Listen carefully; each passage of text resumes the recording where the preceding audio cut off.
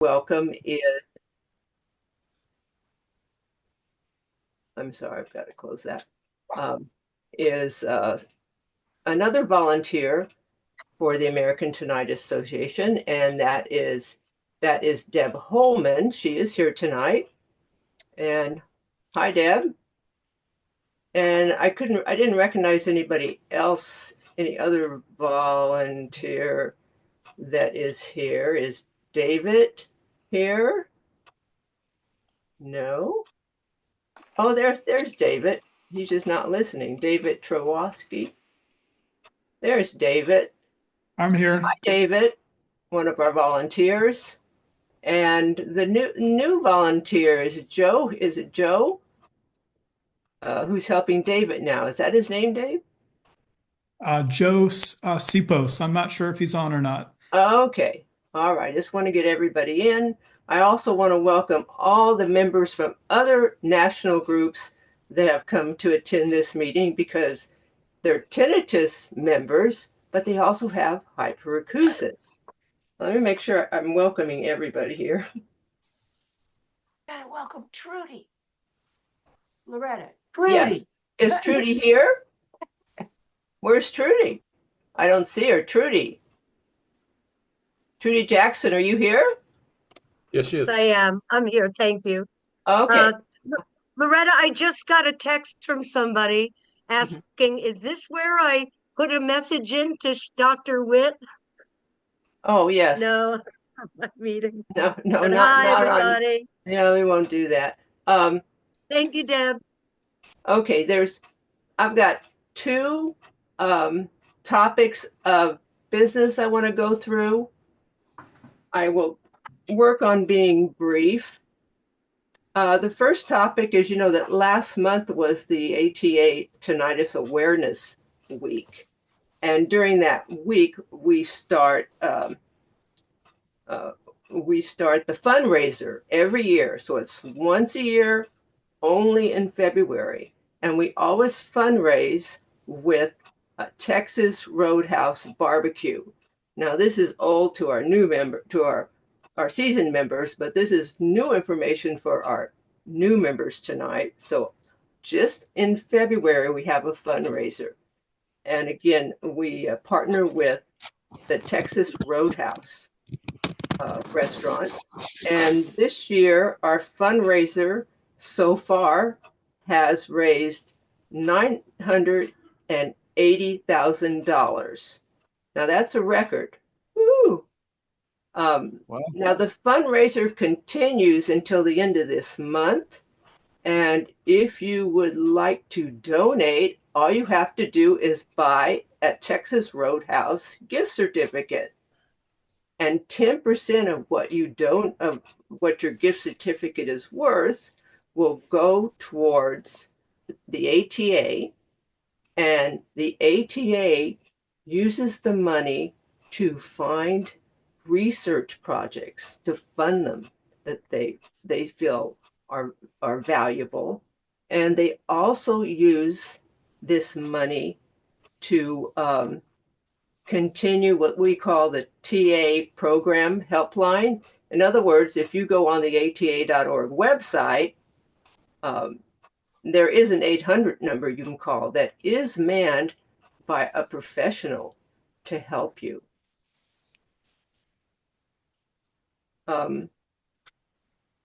And just so everybody remembers, if you don't want to do any of this donating, you can always just become a member of the ATA. Membership is $50. You get a magazine, and you get reports through email of what's happening presently with the ATA.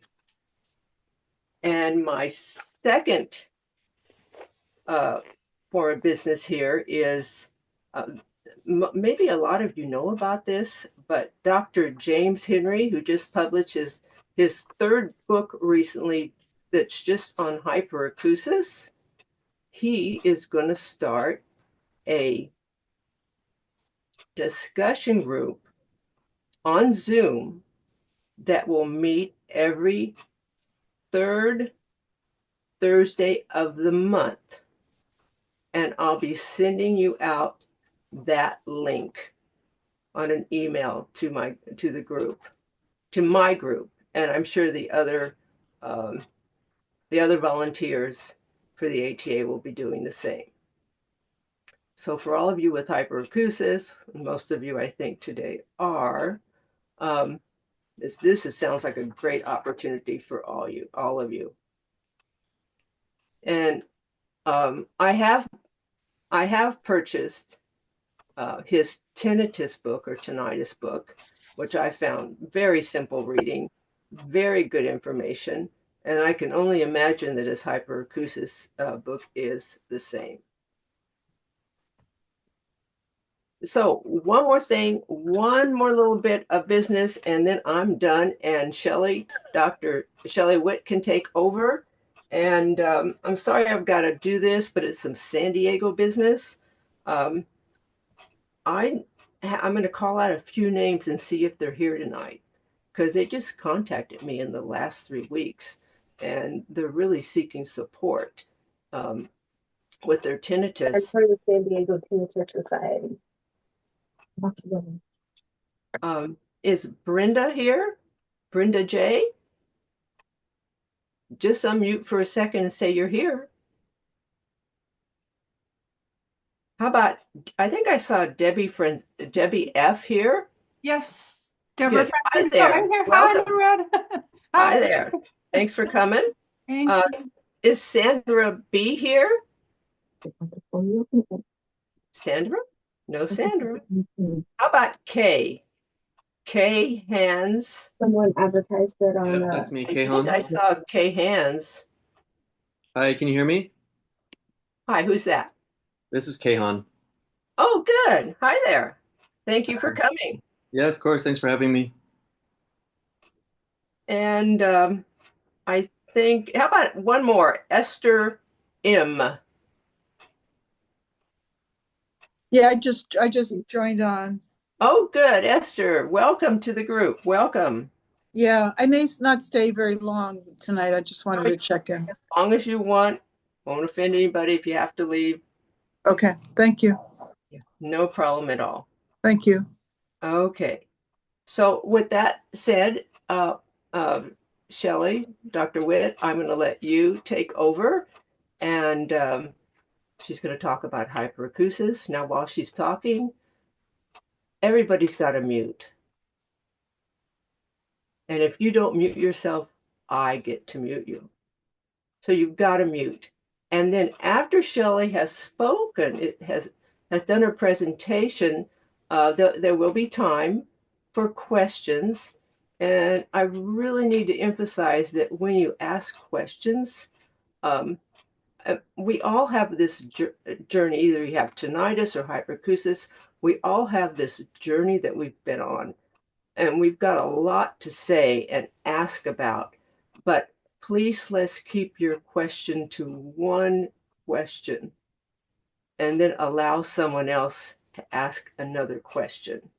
You can always come back later and ask another question, but just one question at a time. Okay? All right, Shelley, you're on. Thank you very much. Okay, so first of all, let me just introduce myself. I'm assuming you can all hear me. Is that correct, Loretta? Okay. So my name is Shelley, and I'm an audiologist. I do just go by Shelley, not necessarily doctor. And when I was asked to do this, I'm going to be honest with you guys. I'm just a clinician here in Iowa. And tomorrow we're supposed to have blizzard-like weather, so very different from where maybe some of you are tonight.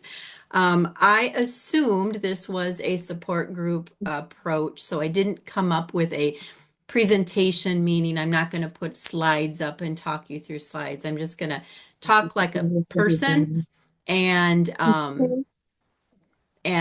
I guess I'm going to have Loretta guide me if she feels like there's a specific topic or an area that you want me to talk about. Okay, so I'm going to start with just who I am, so you guys know who is joining this group. So I I got my master's degree in audiology. And I started in the field of audiology in 1994. So you can see I've been in the field for a very, very long time. Okay. I have I have a history of working with lots of different patient populations. Okay. I'm lucky enough that I'm based in Iowa at what used to be called the University of Iowa Hospitals and Clinics. They rebranded. Now we are Iowa Healthcare. Iowa Healthcare is very unique because we have a lot of really good research coming out of that institution. So I was actually hired as a research audiologist. So I get to do clinical work, but I also get to be involved in lots of research. So for many, many years, I worked Do they have a with basement? many, many years, I worked with patients who had cochlear implants. And I have experience with hearing aids. And I have experience with diagnostics. But at a certain point in my career, I started to specialize in working with individuals with tinnitus and hyperacusis. Okay. And so, what I learned early on when I started to specialize, which I'm going to say is probably my daughter is 19, and I started to specialize probably maybe a year before she was born. So maybe 20 years of kind of working with tinnitus and hyperacusis patients as well as doing other things, but clinically specializing. I noticed that there's just not a lot of people who know a lot about it, right? That's the first thing I noticed. And at the time I got my graduate degree, they ranked the universities across the United States, and I was in the top graduate program. They only allowed 6 people in the year I was in. So 6 people in the top program, and I did not get one class on tinnitus or hyperacusis. And so keep that in mind, please. When you are feeling really frustrated or you're struggling, you're not alone. The professionals even are struggling. Okay. So I got no formal training and I started to specialize in the area. And I was lucky enough to work under a gentleman named Richard Tyler. And Richard Tyler, whether you love him or hate him, has done a lot for this field. I would say he's the equivalent of James Henry, who has done a lot for this field. Okay. So, what I want to make sure you understand is I do not have tinnitus and I do not have hyperacusis. So I can't even begin to understand what that's like. But I can listen, right? So I'm going to tell you tonight what I base my thoughts and ideas as a clinician on are purely on clinical observations, what I see as people come through the clinic. Okay. And I'm going to tell you, I think differently, and maybe I'm alone in this, but I truly see some patterns coming through the clinic. And maybe it's because our clinic is specialized, and prior to COVID, we could interact with patients from all over the world. We did a lot of telehealth, but telehealth rules have changed and they're more restricted, believe it or not, than they were prior. So maybe I'm unique in that I was able to just meet and interact and get to know so many people who presented with so many different symptoms. Okay. So before I tell you what I want to share with you. Loretta, do you think there are any questions about who I am or my background, or do you think I did an okay job explaining that? I thought you did a fine job. Okay. Okay. So this is just me as a clinician and what I have seen clinically. Okay. So I really, really mean this at the bottom of my clinical heart that I think we're doing hyperacusis a disservice when we just use the word hyperacusis. It's just too big, it's too broad, and clinically it's not very helpful. Okay. And so what I see and saw and continue to see clinically coming through Iowa healthcare is individuals who fall into very distinct subcategories. Okay. And I have a very clear vision of how different these groups are.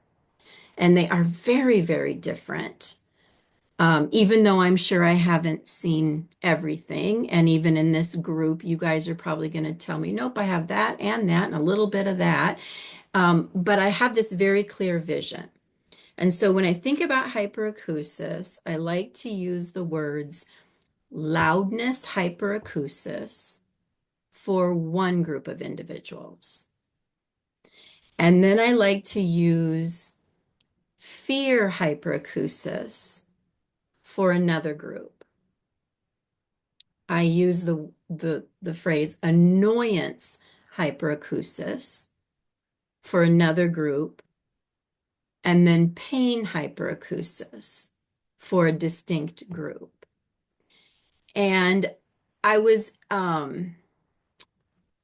answering, or I was asked to write an article about this. So if you're taking notes, don't feel like you have to, because it's going to be in Tinnitus Today very soon.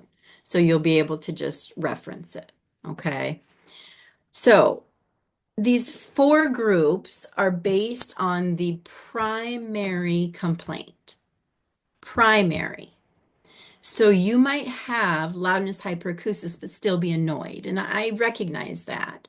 Or you might have annoyance hyperacusis, but still be a little fearful. I recognize that. So I don't want to offend anybody. But if we think about these large groups, we can start to, 1, maybe see differences. 2, start to find some patterns. 3, start to do really good research based on these subcategories that might lead us to mechanisms.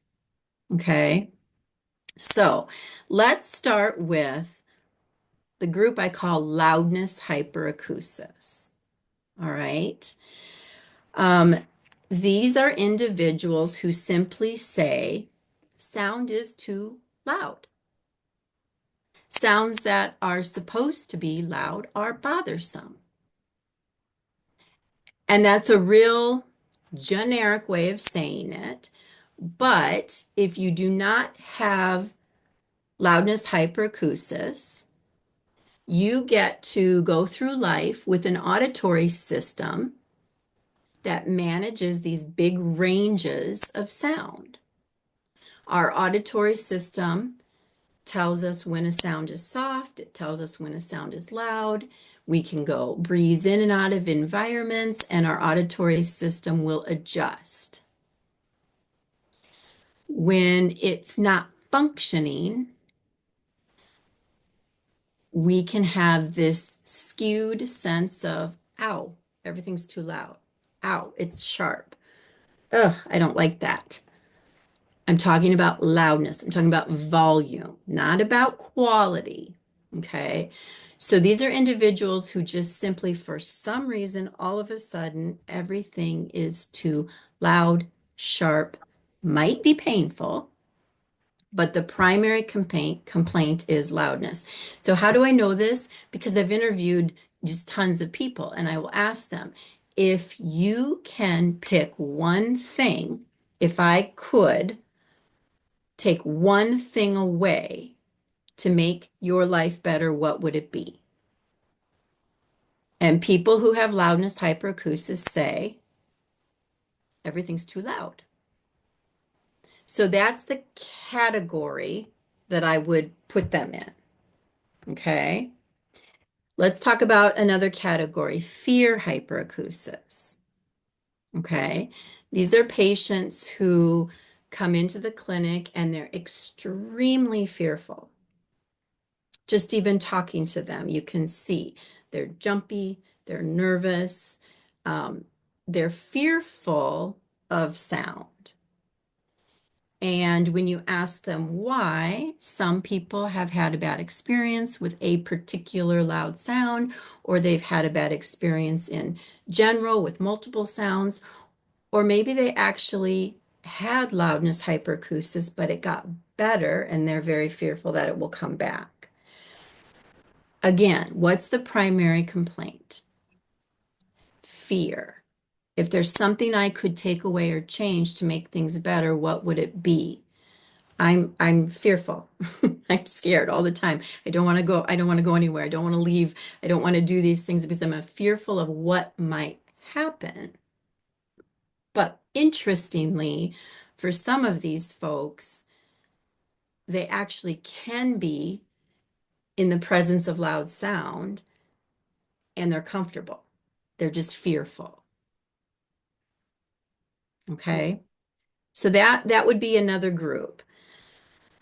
The third group is a group that I call annoyance hyperacusis. And these folks, their main complaint is a sound that is so annoying that it creates a bodily reaction. It physically makes them want to punch someone or run or flee, get away, hurt someone. I had people say, I feel awful, but I get so angry and I see red. And it's because not of volume, has nothing to do with how loud a sound is, but it has to do with quality of sound.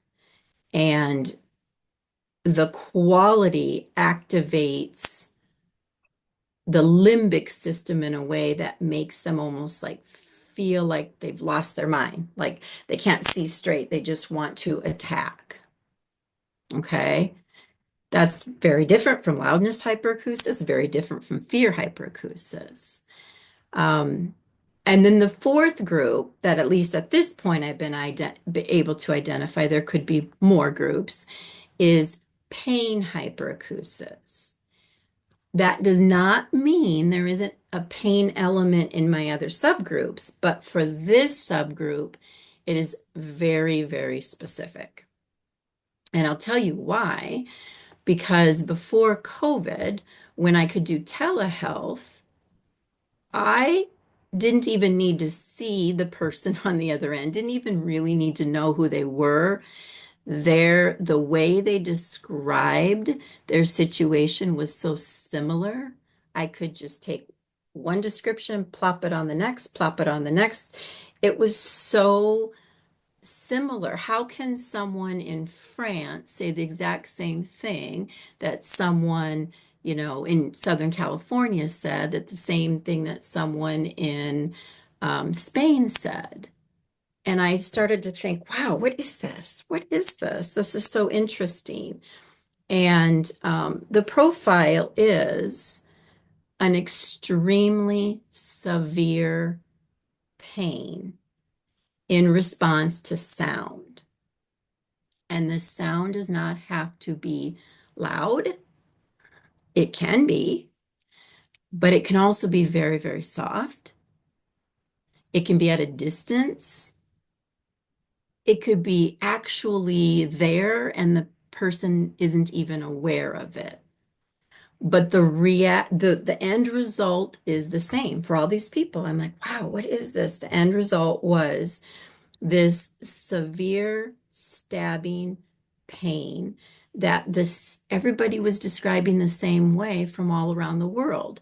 And they were describing it as a deep burning, almost like someone taking a hot poker and stabbing deep down in the ear. Okay.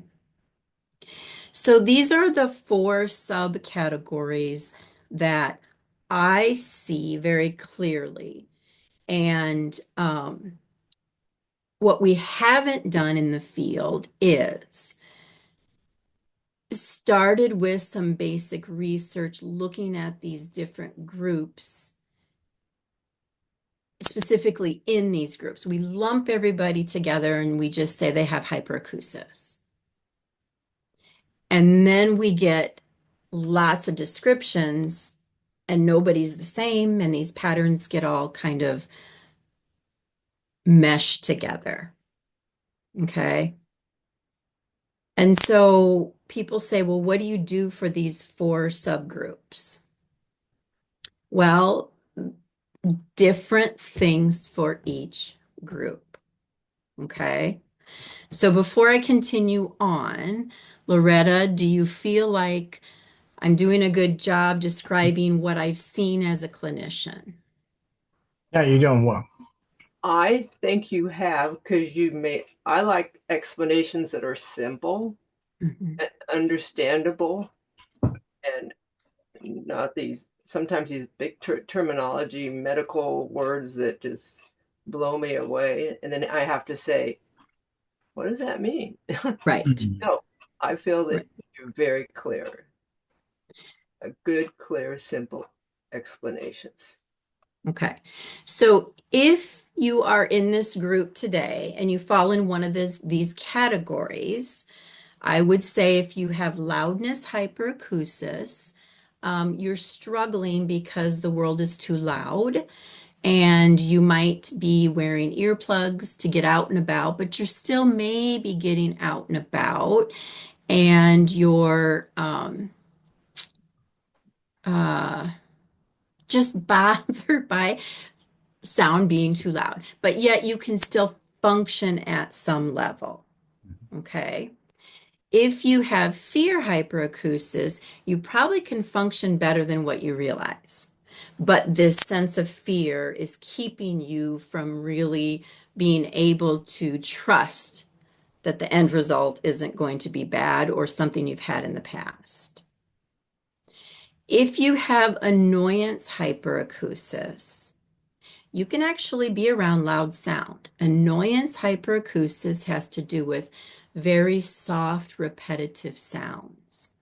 Not being able to sit next to someone who's chewing gum, not being able to be next to a computer because someone's typing. Annoyance hyperacusis flips everything a different direction.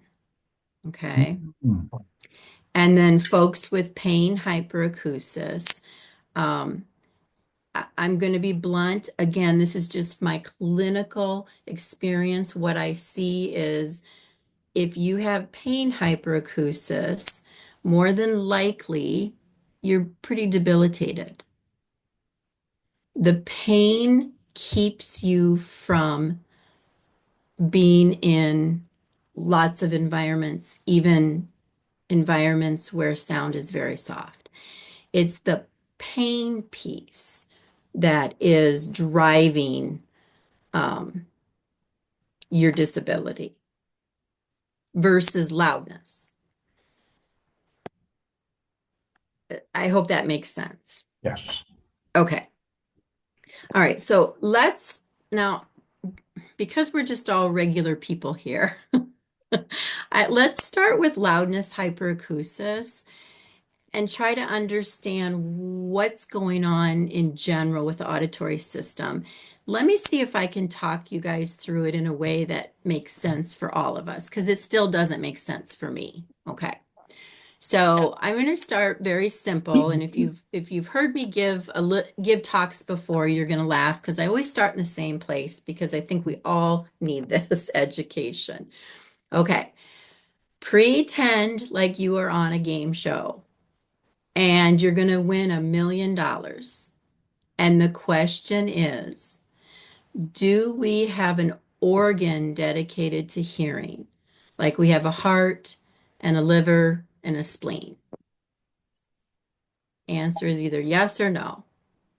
No. Loretta, I'm going to put you on the spot here since you're my co-host. Do we have an organ dedicated to hearing? No. Loretta. Don't believe it's called, I do not believe it is called an organ. Okay.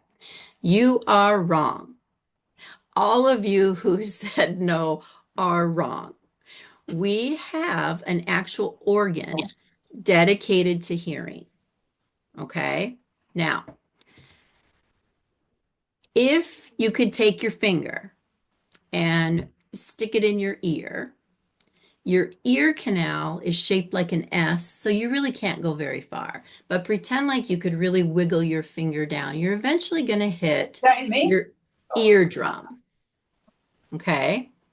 You're going to hit your eardrum. Behind your eardrum is a space, and there's 3 little bones. Mhm. Those bones, one bone touches the eardrum, the other bone touches a wall. Behind that wall sits an organ dedicated just for hearing. Oh, Cochlea. That organ is called the cochlea. cochlea. Okay. Now, my next question. How many organs of hearing do you think we have in our body? Well, Loretta? That's a good question. Loretta, can you unmute yourself and tell us how many organs of hearing do we have in our body? How about I'll let my colleague Michael Fisher answer that one. Well, I'll take a stab in the ear and say 2. Yay, 2. 1 in each ear. The organ's name is the cochlea. 1 in each ear. So again, if you take your finger, you're going to go all the way down your ear canal. You're going to hit your eardrum.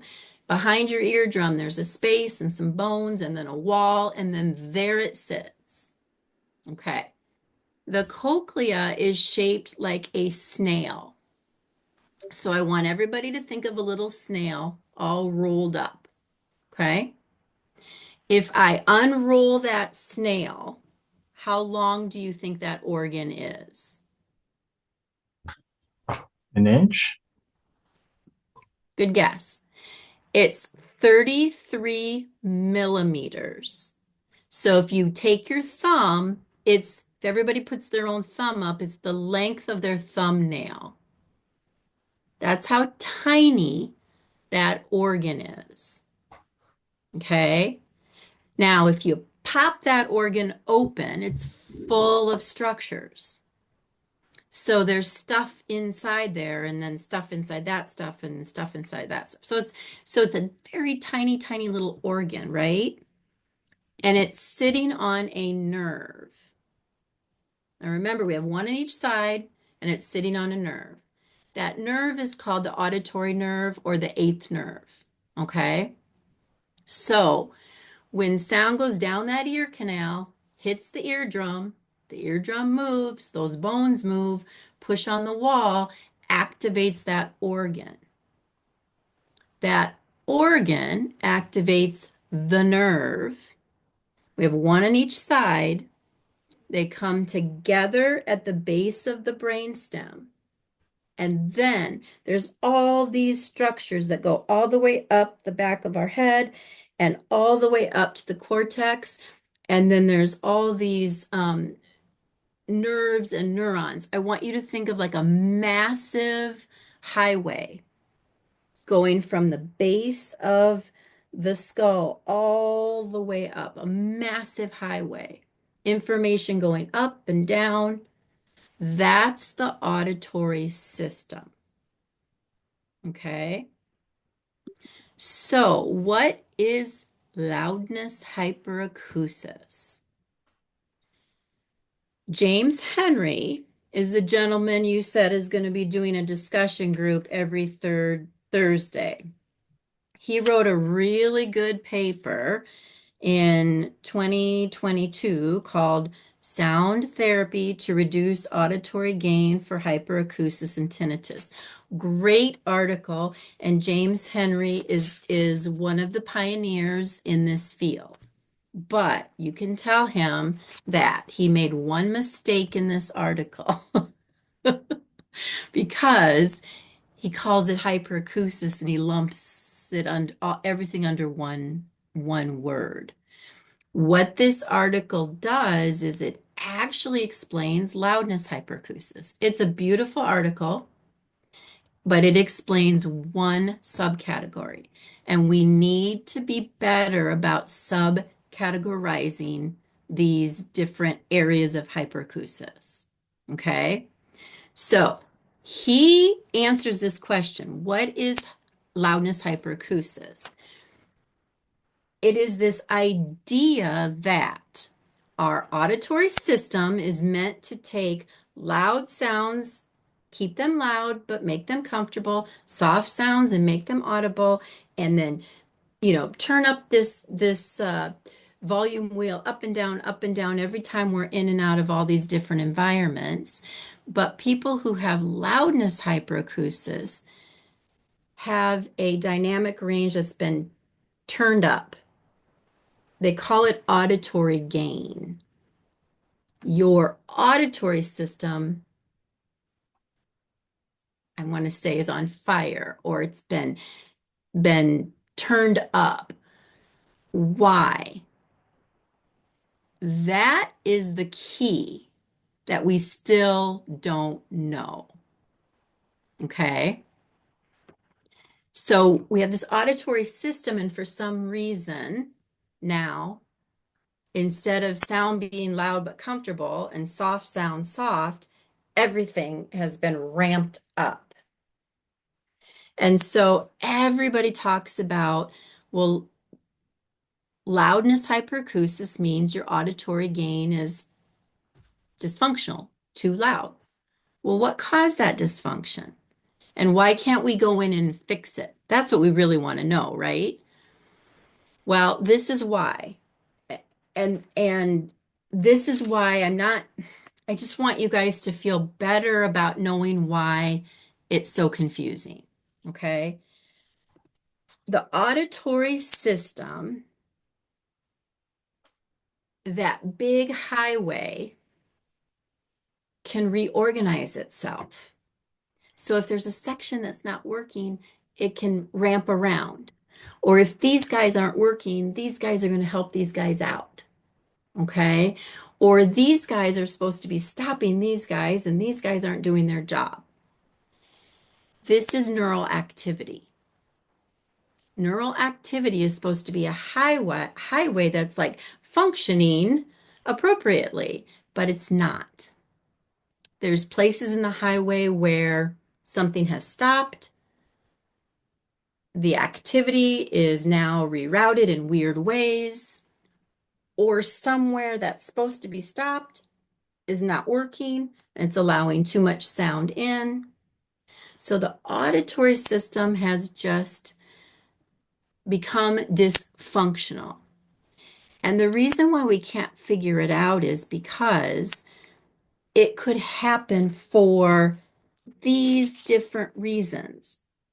We have these little tiny synapses at the cellular level. They might be less efficient, not efficient, dysfunctional in exchanging information. We might have these reorganized circuits, can't quite find them. We have at the cellular level these molecules that we release and accept, and they might be dysfunctioning. We have neurons up here that talk to neurons down here. So it's very complicated. And we have some really good animal research, but when we look at all the different animal research, we see, that the reason's here. Well, it could be here, but we also see it here, and it could be here. So we've got great ideas, but we don't know how to go in and implement that with adults. So it's complicated. The structures are tiny. There's not enough researchers, probably not enough money. And we still have these roadblocks, meaning we can't go into a human head the way we can animal heads. Okay? So we know it has to do with this complex auditory system, and the gain has been turned up, but we don't know how to go in to fix it. There is one therapy approach that has been found to be helpful, not for everybody, but for many. And that is called sound therapy. And for some of you, you're going to hear that word sound therapy and you're going to react very negatively because maybe you had a negative reaction to it. Others of you are going to say, what is this thing called sound therapy? No one's ever told me about this. Remember, I graduated from the top audiology graduate program in the United States, and I did not know about it. So to disseminate and get this information out in the field has not always been easy. Okay, so why sound therapy? Well, the theory is if you present sound to the organ of hearing in a controlled, predictable manner, you can get some of that neural activity that's not functioning well to function well. And there's reasons for that, and we can go into that. But I'm going to make it real simple for you. Remember that cochlea that's all coiled up? If we unroll it, it's only the length of our thumbnail. Well, it mimics a piano keyboard. So even if you've never played the piano, you know you can sit down at a piano and you can just run your fingers from one end to the other. That is how that organ is organized, and that's how the rest of the highway is organized. We call it tonotopic. And so the sound therapy that's typically used is a broadband sound, because what that means is you're pushing all the piano keys at the same time. So you're giving equal energy to that organ, which is stimulating the auditory system in a very predictable way to try to calm down that neural activity. Okay? So that, at this point, is the most effective form of therapy for loudness hyperacusis. When it works, people just naturally say with time, my ears are tougher. I can manage sound better. I can go into environments where before I couldn't. So that is typically how many people treat loudness hyperacusis. Is that the same therapy that should be used with the other subcategories? No.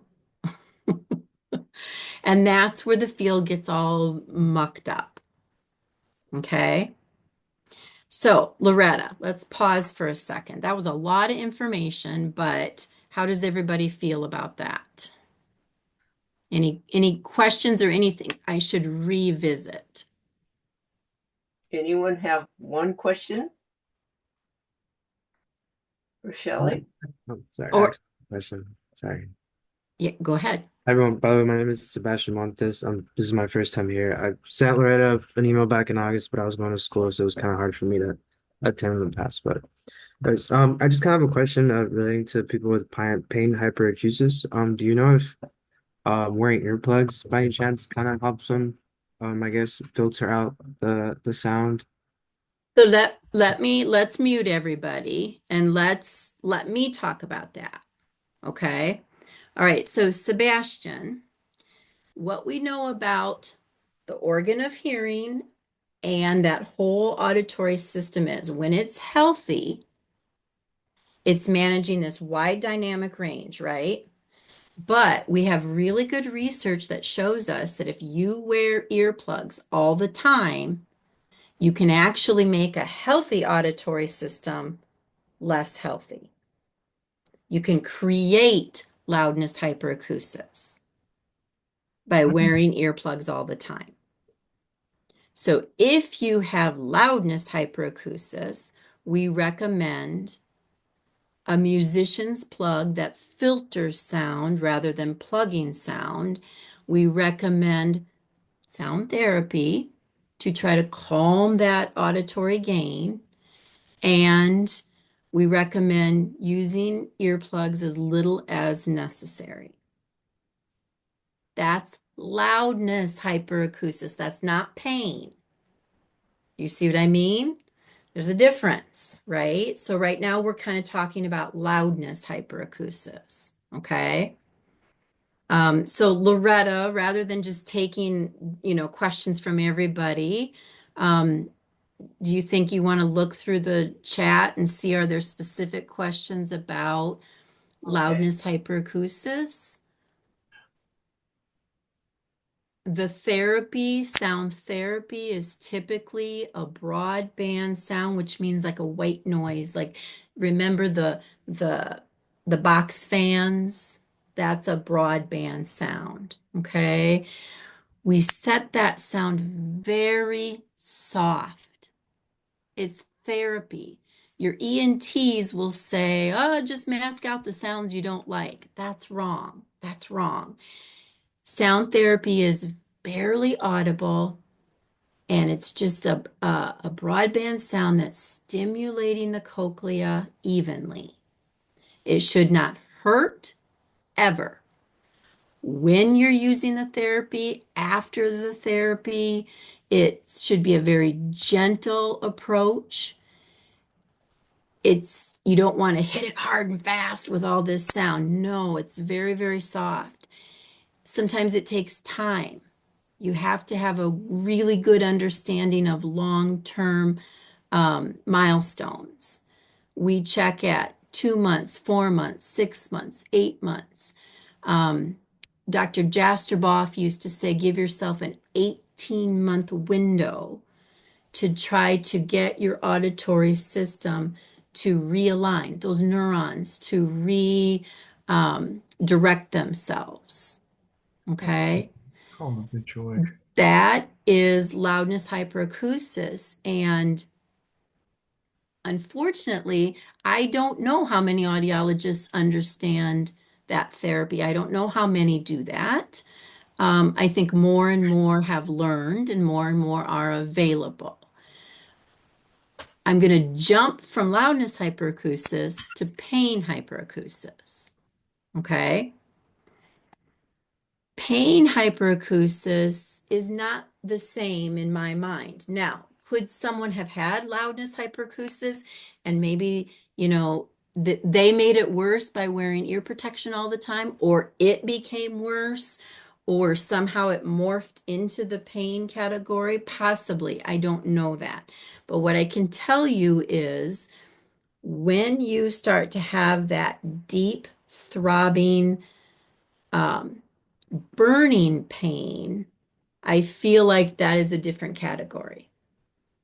And we do have research that shows if you initiate sound therapy and you are in that category, you can make things worse.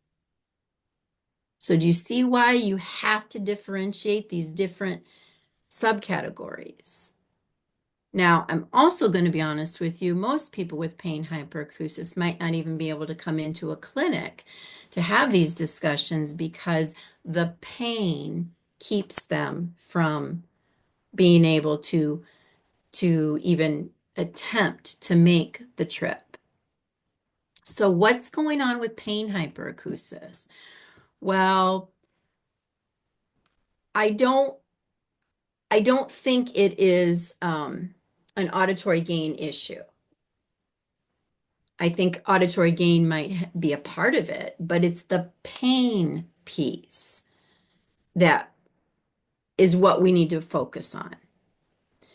And I want you to remember that those neurons, when they communicate with each other, it's at a cellular level, and there is chemical release from one to the other, from the other to the other. And what I believe is the pain is due to a chemical dysfunction, something at the cellular level. Right now, there's a little bit of research and they're talking about neural inflammation, inflammation at a cellular level that we can't see with the naked eye. So we don't know where to go to find it. But we have a whole highway for pain and we have a whole highway for hearing, and the two should not intermix ever, but they are. There is something setting off the auditory system, telling the auditory system that sound is bad and it's connecting to pain receptors. And we really don't have a lot of information there. So Sebastian, I hate to say this, but the worst thing you can do when you have pain hyperacusis is plug up your ears, because we know that can make things worse. But unfortunately, many people with pain hyperacusis need to use ear protection in order to just stop pain. So when I think of my different subcategories, I just want more money and research poured into pain hyperacusis. I want money poured into all of it. But if you have loudness hyperacusis and your auditory system is dysfunctional, there's a few things we can try. And as an audiologist, I have tried them and used them, and they can be very successful. I'm stumped with what we do with pain hyperacusis. So right now, what I'm doing as a clinician is I'm just thinking about other disorders that have the same type of pain. And I'm looking at how do they manage it, and does that pain piece make sense with the ears? Okay. Now, I know I'm not going to talk all night, so I want to jump to annoyance hyperacusis real quick because I want you guys to see these differences in these categories. Oh, Shelley? Okay. Yep. I did find one question back about, I'm taking notes about loudness that I thought was, you were saying in regards to loudness hyperacusis, sound therapy may be effective. Mhm. And this one question here is, where do I find someone that can do sound therapy on me? That's what I said earlier. I don't know. You have to look in your area, maybe refer to the American Tinnitus Association to see what resources. There are clinicians that do put their name on there as a possible resource, but you have to look in your area and look for specifically an audiologist, not a hearing aid specialist, not a, someone who just fits hearing aids, someone who maybe specializes in tinnitus, who might understand sound therapy, but you have to do your own homework. I really don't have good references, right, or resources. Okay. So I want to highlight annoyance hyperacusis so you guys can see the difference, right? Individuals with annoyance hyperacusis can walk into a kitchen and everybody's banging pots and pans and they're doing whatever and they're comfortable. Okay, so they don't have loudness hyperacusis, you see? And they rarely report pain. They don't go, ew, ow, that hurts. They tend to report, if the room is quiet, it's the soft, repetitive sounds that actually make me feel crazed. And so Sound therapy for that group is very different. I have successfully used sound therapy to just mask the sounds they don't like. There are these little tiny things called sound therapy devices, and you can wear them on your ears and you can go in and out of environments. I have college age kids who could not take tests. They could not be in classes. They were feeling their limbic system was so on fire. It was making them so angry they couldn't be around these sounds. But when you play that broadband sound and you do use the approach that the ENTs say, just mask it out, it can help. Now they can sit next to someone, they are not hearing those soft sounds that are so bothersome. Okay. And then in addition, you have to add in limbic system work. The limbic system is the part of the brain that is the fight or flight. That's the part of the brain that, manages emotions. And for some reason, annoyance hyperacusis activates that, like something we've never seen. And so you want to address that, and that can be with a psychologist, mindfulness work, anything having to do with calming the limbic system. Okay. So you can clearly see just in this little talk that I've given, if I see on my caseload a patient coming in because they have hyperacusis, that tells me nothing, right? I don't know. Do they have sensitivity to sound? Are they annoyed by sound? Is sound painful? So that word hyperacusis is just too broad. And my quest is trying to get the field to break it down so we can do really good research on annoyance hyperacusis. And we can look at why does sound therapy work so well for some people with loudness hyperacusis and with others not? And then we can come over and look at our folks who are suffering from pain hyperacusis. And we can say, this animal is completely different over here. What is going on that is creating a pain reaction, a very specific pain reaction to sound? Okay. So that's where I am. That's my headspace as an audiologist, as a clinician who has just been looking at these patterns that I see in my clinic. Okay. If you are here tonight because you really, really wanted me to tell you what to do, where to go, how to do it, I'm just going to be really blunt and tell you I apologize. If you have loudness hyperacusis and you are still functional or semi-functional and you have never tried sound therapy, I'm going to say consider it because I have seen really good things come of it.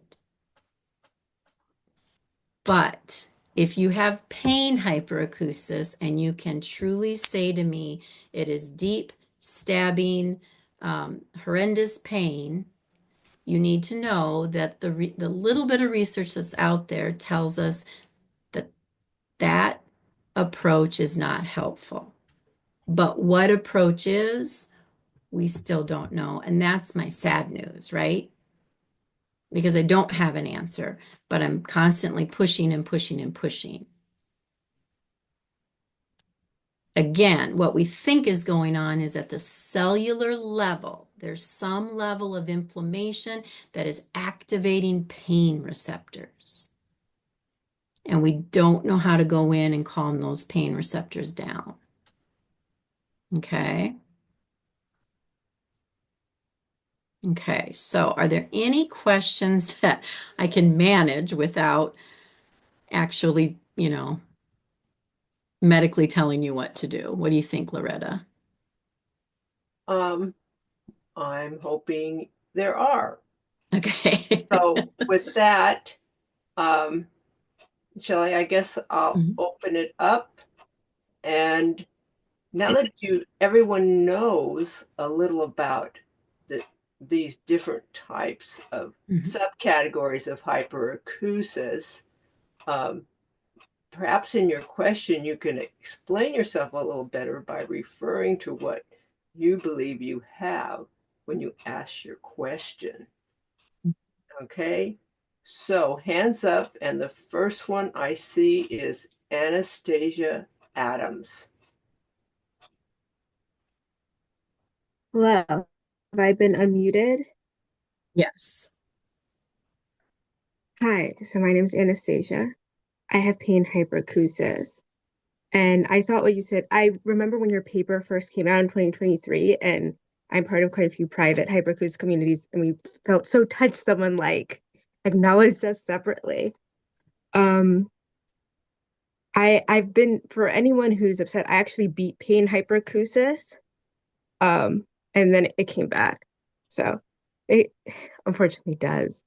But I thought it was interesting when you said how to treat other pains, how you treat other pain similarly. And after I developed pain hyperacusis, I developed different pain syndromes, which I thought was quite interesting.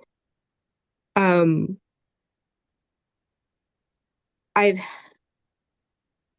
privately, I have helped both myself and two other people with pain hyperacusis get better through slow sound exposure, like super gradual, like much more.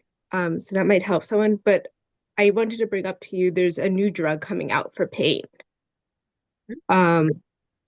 called Journeyman. Yeah. Yeah, I saw that and I was very excited about that. So this is an FDA approved pain medication that is supposed to be non-addictive. So you guys remember when we're talking about hyperacusis, tinnitus, pain, there are lots of medications that actually are affecting the limbic system, not necessarily affecting the underlying issue, right? So if we could take just our pain hyperacusis patients, look at some patterns, maybe do some really good research to see what has been found helpful for some and what hasn't for others. Because I feel like there have been some patients who have attempted to treat pain hyperacusis, and in the end, what they're really treating is the limbic system, right? The limbic system, letting their brain think there isn't pain or they feel better. And so, yes, this new pain medication is meant to address peripheral pain. I don't know how it's going to feel for pain hyperacusis patients. I'm convinced that pain hyperacusis could be a unique auditory disorder, or it could be a subcategory of a bigger pain diagnosis, right? So that's exactly what you were saying. So as a clinician, because I'm not an epidemiologist, I can't go in, I'm not a biochemist, I can't go in and do that kind of work. I'm just constantly looking at other syndromes that have the same pain, how they are addressing the pain to see if there's any overlap. Okay.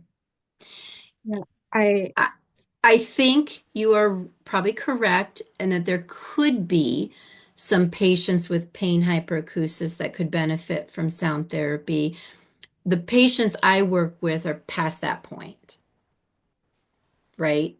So is there a continuum and a threshold and a fine line? Possibly. I don't know the answer to that. Yeah. How about I see Till. Till has a question. Remember, keep it to one question. Yep. I'm sorry, just have to do that because of time. Hi, thank you so much for meeting with us. And Yep. taking your time. Yeah. I also have pain hyperacusis, along with loudness hyperacusis, but primarily pain. But I have been able to get a bit better with wearing earplugs out. I guess that's not really better, but I can get out of it with the earplugs. But I was curious, I don't know if this is a thing, but can you like reverse program hearing aids to lower certain frequencies? So yes, there's one, well, yes and no. There's one research group in Florida. And what they did is, remember, we're talking about the auditory system, and it takes this dynamic range and it manages it. They created a device like a hearing aid that you could wear that takes this huge dynamic range and compresses it into the dynamic range of someone with hyperacusis to allow you to be out in the world, but everything is comfortable based on your own hyperacusis restrictions. It's a research device. They only researched it on a certain number of people, and it is not commercially available. Oh. Now, I think it could be spectacular, right? There are some caveats to it. To wear it, you have to have a very specific, earplug,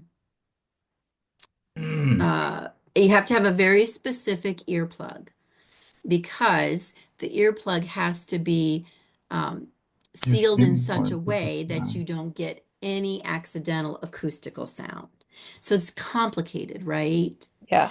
So it's a great thought. This is where, again, if we could funnel some more money in and talk about these subgroups and see if we could try these things. I would prefer to use it with people with pain so that they can be functional, whereas with loudness hyperacusis, I still am very hopeful that they can reverse their auditory system in a different way. Do you see what I mean? Yes. Yes, but you're right on target. It's an idea. It's just not commercially available. Got it. Thank you. How about Daniel? We'll take Daniel next. Daniel W.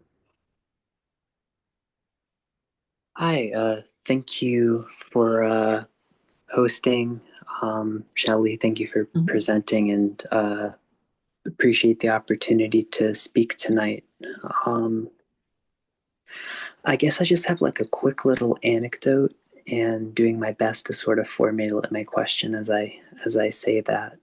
A lot of information here, but so the other day I had to go to a doctor's appointment. I would say, you said that for some people it seems like, there may be some crossover with like, the treatment and sort of manifestation of pain and loudness and everything. I'm a prime example of that. Like, I get muscle tightness, I get debilitating discomfort that is long lasting, reactive tinnitus. But the other day I took an Uber to the appointment, and at the appointment, there was just like clanking, the doctor moving things around, setting stuff on the table, stuff that would usually mess me up for hours. But something about the vibration of being in the car with double protection, without it, it would have like fried me for days. But with the protection, something about the combination with the vibration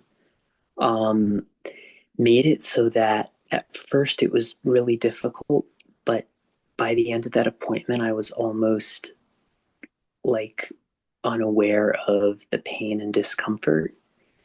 And, I put my plugs in on the way back and everything. And then for the rest of the day, it was easier for me to actually, well, not for the rest of the day, but for like a couple hours, I don't know if it's my tensor tympani or if it's the stapedius, because I haven't seen anybody about this, largely because it's kind of not very well understood. But those muscles just weren't like tensing up. I could sing for the first time in months for a little bit.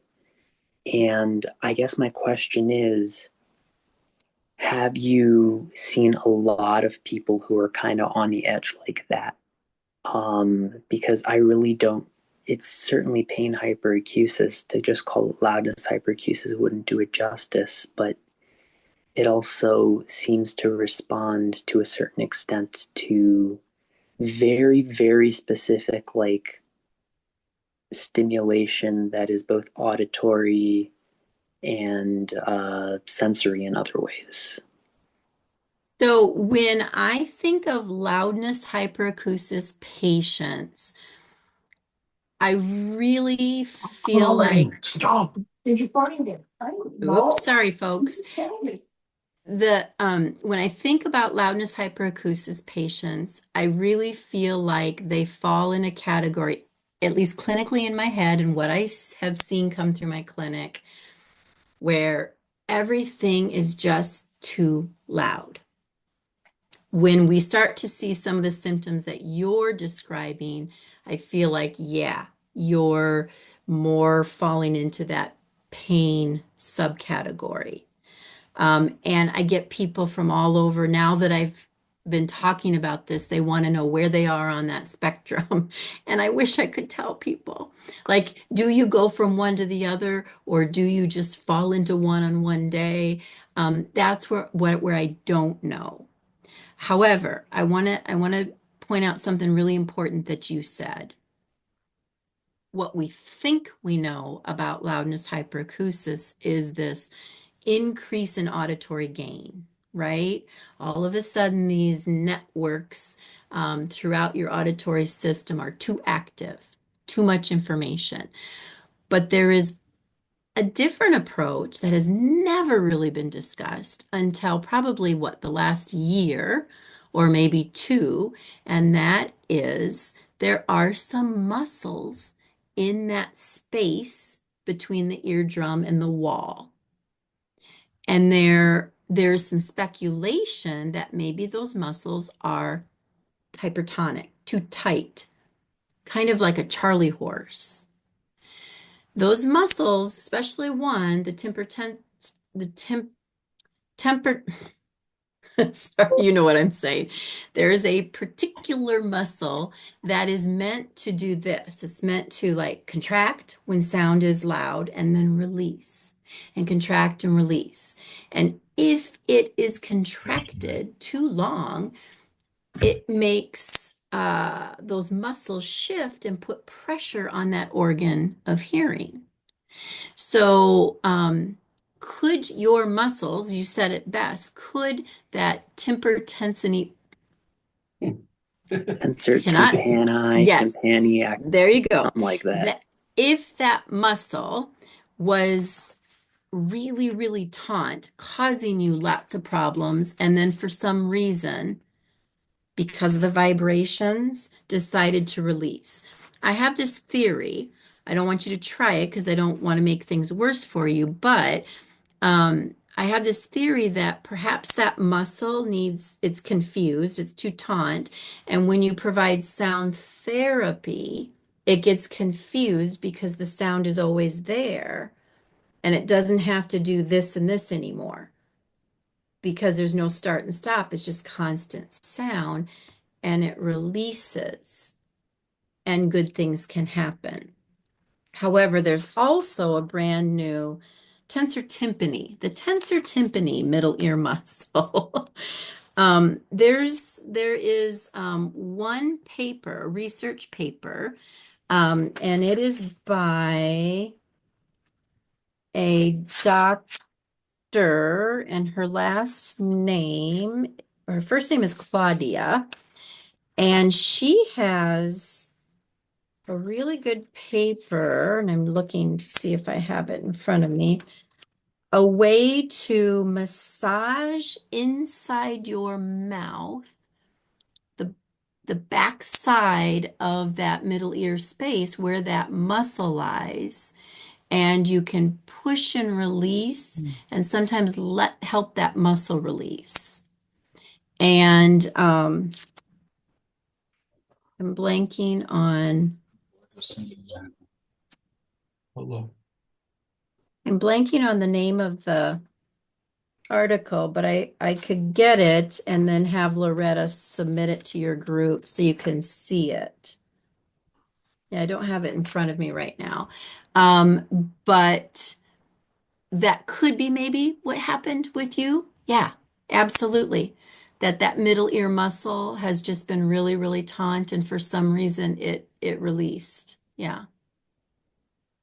Yeah, it sure felt like it, and it feels like there may be some central gain and neurological stuff too, but there seems to be something kind of centering around that. So I appreciate you sharing that. Yeah. And yeah, So if you if could you send could a picture of release that it, link. if you could work that muscle and release that muscle, maybe then you could work on the central gain issue more easily. But with two of them in Makes a lot of play, sense.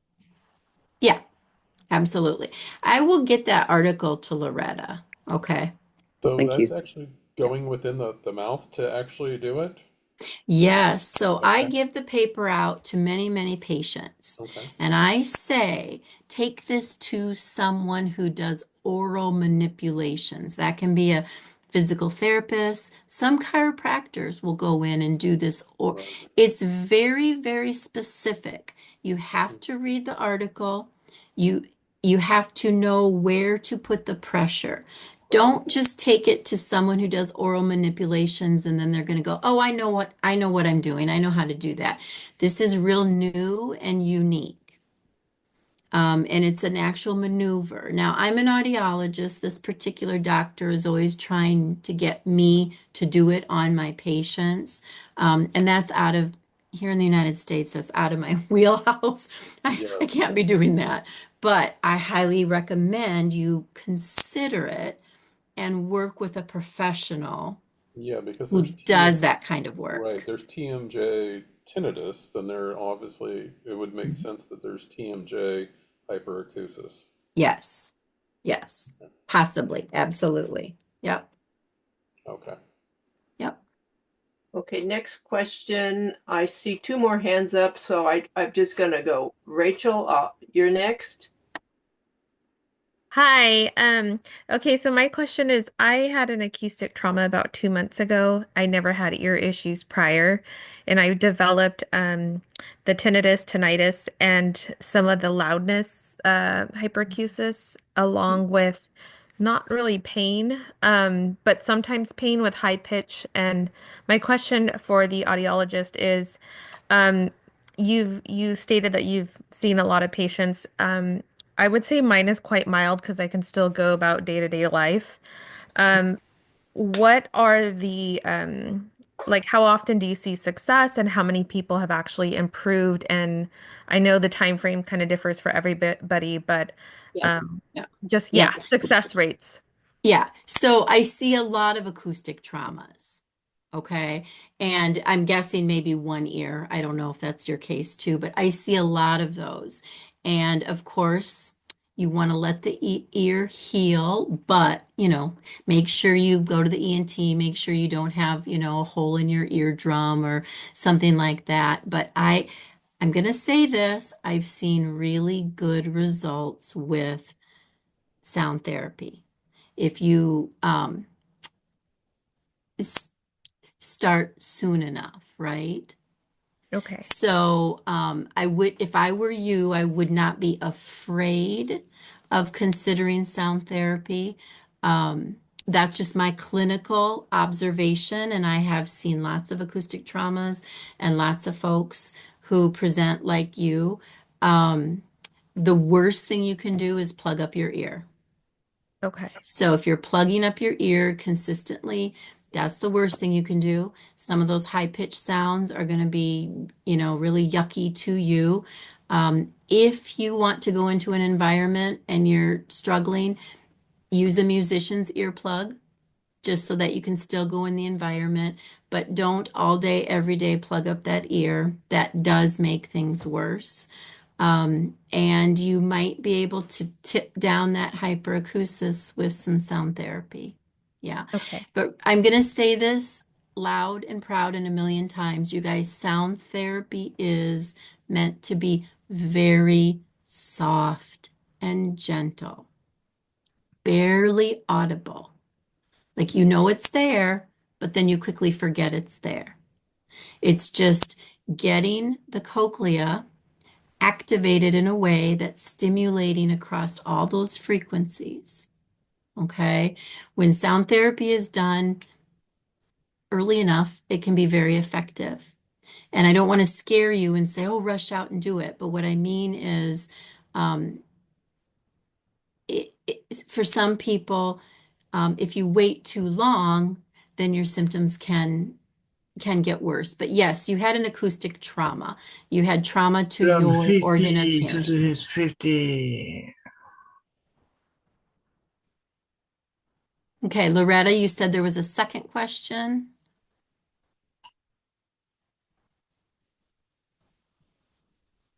Carter's had his hand up for a while. Okay. Yep, right here. You were muted, Loretta, so we couldn't hear you, but no worries at all. No worries. So let me just provide a little bit of context Okay, thank first. you. Yeah, no worries. I've had pain hyperacusis for 6 years now. And before that, I had loudness hyperacusis for about 2 years, and it converted into pain hyperacusis later on. But when I first went to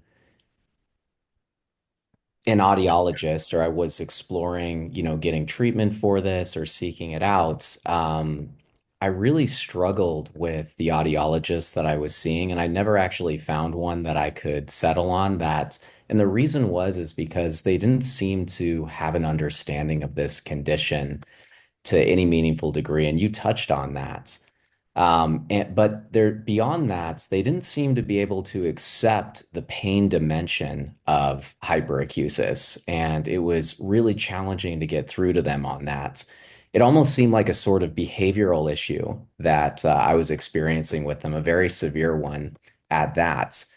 And I wanted to know like what your understanding of this whole situation is with audiologists and pain H, and what we can do as pain H, or sometimes it's referred to as noxacusis, what we can do to get through to these audiologists at scale, because within the pain H community, this seems to be a very prevalent problem, and one that is actually quite profoundly debilitating for people who have this condition, where there doesn't seem to be a level of acceptance among audiologists, and they're directing people, individuals with pain H, into sound therapy, which can be really traumatic for them. And so, yeah, I was wondering if you've ever done any theory crafting on that, or have any Yeah. potential thoughts on how this community of pain H sufferers can begin interfacing with physicians and audiologists better at scale on this issue, and get this message across more, kind of what this condition is, have it be taken more seriously, and be able to, provide this necessary context of the pain dimension. So possibly we can begin really exploring the pathology of this issue better, and really start differentiating, like you were saying, between these different subtypes of hyperacusis and things like that. Because you're one of the few audiologists that do differentiate it, or do understand, at least it seems like at the moment. So I think what you're saying is 100% correct. Okay. The field of audiology is way behind the patient population. Okay. Audiologists go to school, and we have really good training on how to fit a hearing aid, oral rehab, how to fit a cochlear implant, and really good diagnostics. But there is little Right, to right. And I just want to none. provide one more piece of context, and I'm sorry for Yeah. interrupting. You guys are the gatekeepers right now for us, though. So this has to be addressed in obviously in a very significant way, because this is we're bringing our families. This is a catastrophic condition for us, absolutely life-changing, and I only have it to a moderate degree. But it is absolutely life-changing. And oftentimes we're struggling to like just be taken seriously. Like it's hard for the general public to build a mental model on what's going on. Suddenly we can't go outside all of a sudden, right? And it's everything changes in your life. It's a very severe disability for the vast majority of. So I remember this experience, and taking my family even to these audiologists with me, and in this very desperate state. And then all of them, and it's not just one or two, but like five, six audiologists are unable to even communicate about the condition. And this is like how I need to be able to, in many instances, be taken seriously by the people around me and things Right. like that. Right. So But it's yes, but what I'm saying to you is it's not happening. You're yeah, not going to be able to find those people because they're not trained. right. The field just hasn't trained them. They just haven't. So what I think you need to do is So it's on us, the patients. I'm not even trying to, no, no, no, no, yeah. no. I am being sincere because what I do as a clinician is I reach out to the graduate programs.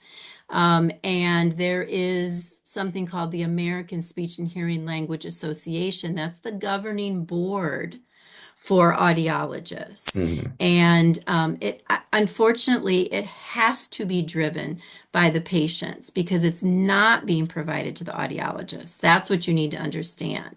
So I'm not trying to say it's unfair and it's wrong. Thank But you. we need, yes, it's unfair and it's wrong, but we need grassroots type of movement. And I think the American Tinnitus Association, is doing the absolute best that they can. You guys, you need to understand that organization does so much, and I think they have 3 or 4 people total in their facility. So we just don't have a big enough voice yet. Now, I want to share something with you that I've shared with other patients of mine. There are other disorders that have gone through this exact same thing. So I encourage you to look at what they did and how they got there. And one in particular is called, it's a group of people, and the acronym is ME/CFS. That's the acronym for it's a chronic fatigue syndrome. They have a very, very serious disorder that was never recognized for many, many years. They were gaslit all the time until they were able to get a handful of doctors to really listen. And then they had to literally get legislature involved. I hate to put that on you. And I wish I didn't have to put that on you. But you guys need to understand when you're frustrated and you're going from audiologist to audiologist to audiologist, it's because the training isn't there.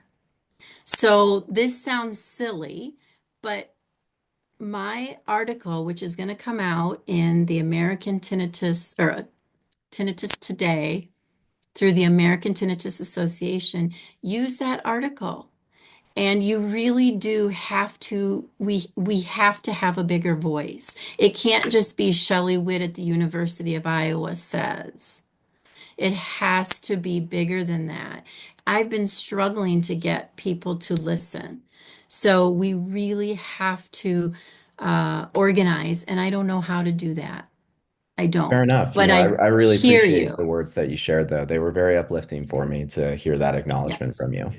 Because honestly, not just what you're going through, but individuals with bothersome tinnitus, they are dismissed. They're told, deal with it, you're okay. I mean, we have done such a disservice to this part of audiology. There's spectacular areas of audiology. This part is not being serviced well. And I wish I had an answer other than we have to continue to push forward and continue to unite.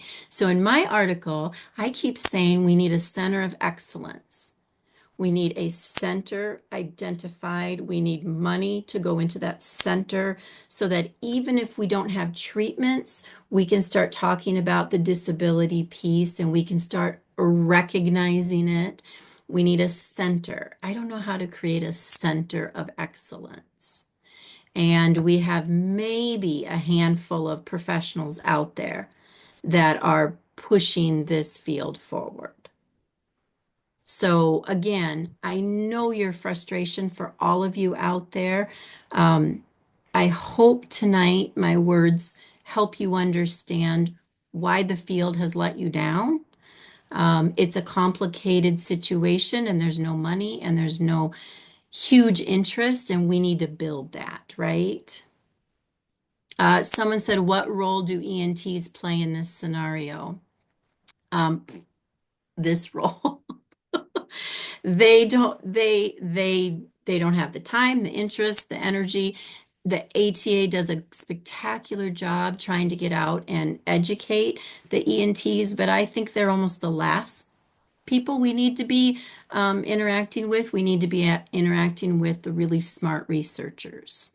ENTs are meant to tell you if you're healthy or if you have a medical issue that can be fixed. Other than that, um, I, I, you're not going to get anywhere with the ENTs, in my opinion.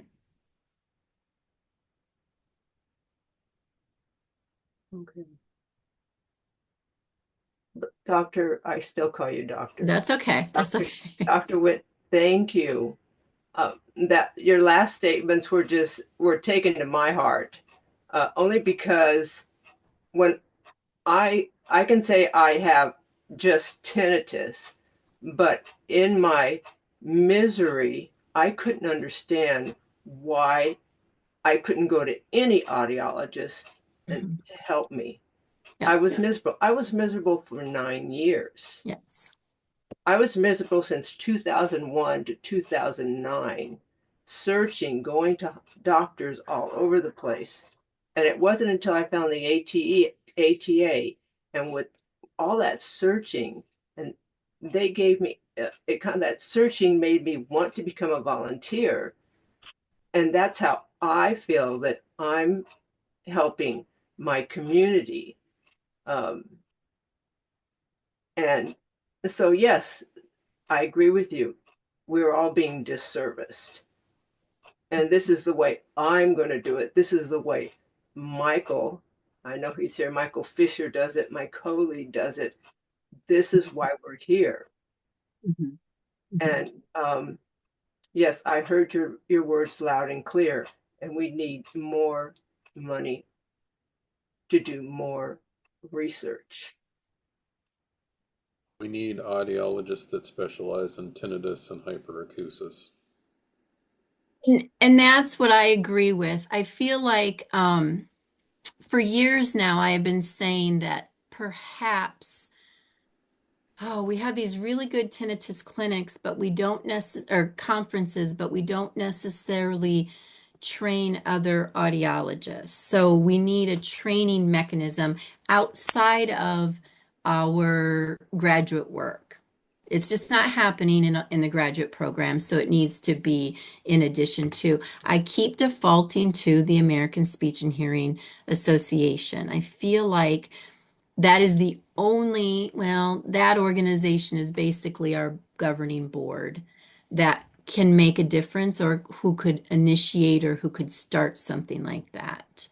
There is no one particular journal we all read. There is no one particular publication or publisher that there's too many resources to funnel it through like a specific magazine. But having, again, a center of excellence where audiologists could go to get that training would be excellent.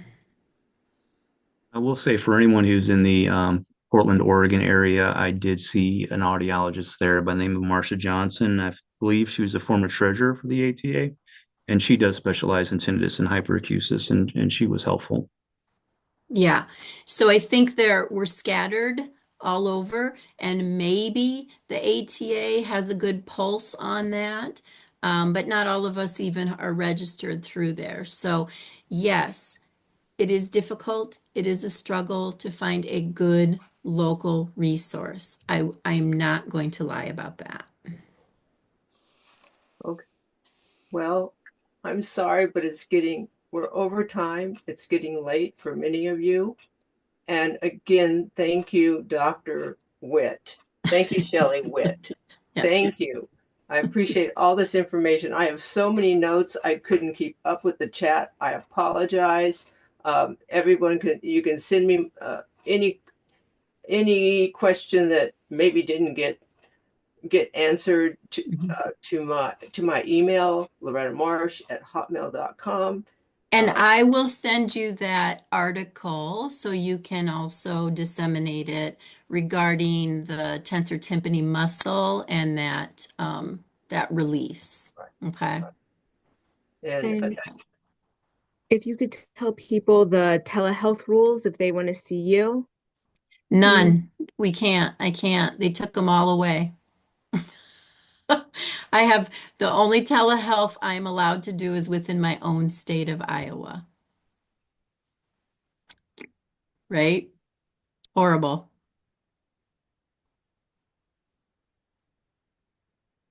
Where are you at? You are not all going to travel to see me. No, I'm no, in no. I'm in Iowa City, Iowa. So No, the state I of meant Miss Iowa. Adams here.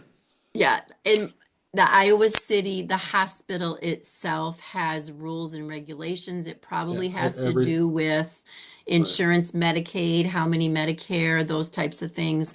They are very strict. They've cut me off. So telehealth is for only people who reside in my state. I'm not licensed in any other state. ASHA is trying to change that.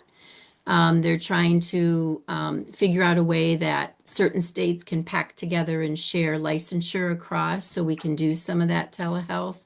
But at this point, I can't. What if you're born in Iowa?